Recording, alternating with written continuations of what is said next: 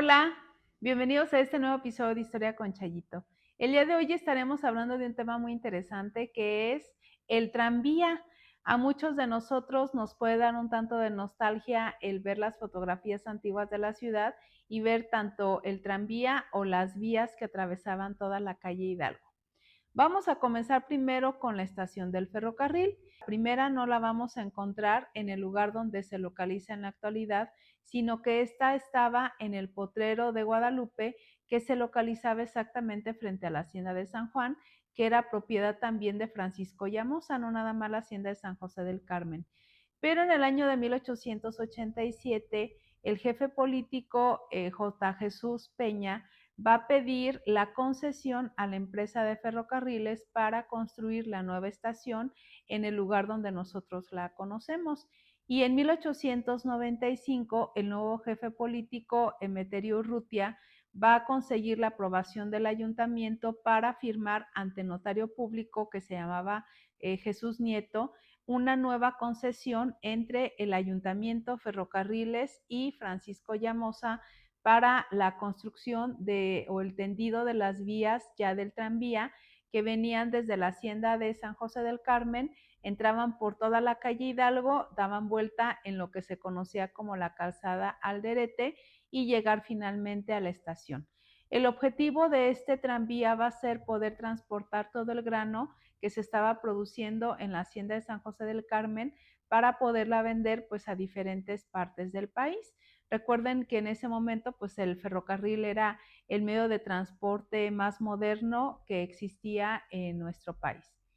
Entonces, cuando se hace este tranvía, fíjense que la gente empezó también a utilizarlo como medio de transporte y de hecho va a ser el primer transporte urbano que va a tener Salvatierra. La gente cuando tenía necesidad de viajar en ferrocarril, tanto ellos como para enviar o recibir productos, pues forzosamente tenía que ir a la estación. Entonces, en la plaza principal, o como nosotros lo conocemos en la actualidad, el jardín, es donde se va a hacer como la estación, digamos, para tomar el tranvía. Los horarios van a ser a las 8 de la mañana, a las 5:30 de la tarde y a las 8 de la noche. Y los costos eran de 7 de la mañana a 7 de la noche, 6 centavos, y de 7 de la noche a 7 de la mañana eran 12 centavos. También se va a hacer incluso un reglamento para el uso del tranvía y pues en este reglamento estaban tanto los itinerarios como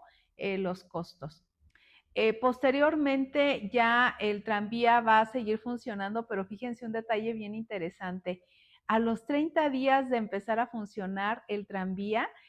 Francisco Llamosa va a hacer una especie de berrinche porque como que no le empieza a parecer que la gente estuviera utilizando el transporte o el tranvía como medio de transporte y entonces lo va a suspender, pero tanto ferrocarriles como el ayuntamiento lo van a amonestar porque le van a decir que él está como incumpliendo con el contrato que se había hecho, y la respuesta de Francisco Llamosa fue decirle al jefe político que entonces le iba como a traspasar el costo de las vías, y entonces ya se olvidaron de la multa y del castigo que pensaban ponerle, porque pues el ayuntamiento no tenía el dinero para comprar o para pagar más bien toda la inversión que había hecho Francisco Llamosa, y de esa manera se termina rápidamente el conflicto que se había empezado a generar. Ya funcionó durante muchos años este tranvía, pero ya después de la revolución, después de la guerra cristera, todavía va a seguir funcionando como medio de transporte y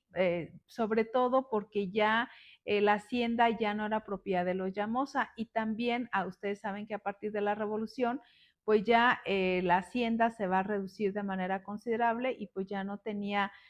como la misma producción y ya no era redituable. En 1945 va a comprar la concesión del tranvía, y él es, en el momento en el que la compra, va a suspender el servicio y se van a levantar las vías del tranvía, y en ese momento se va pues a terminar todo este medio de transporte, sobre todo porque ya estábamos pues casi a mediados del siglo XX y por lo tanto había más opciones ya en los medios de transporte, ya no nada más el ferrocarril.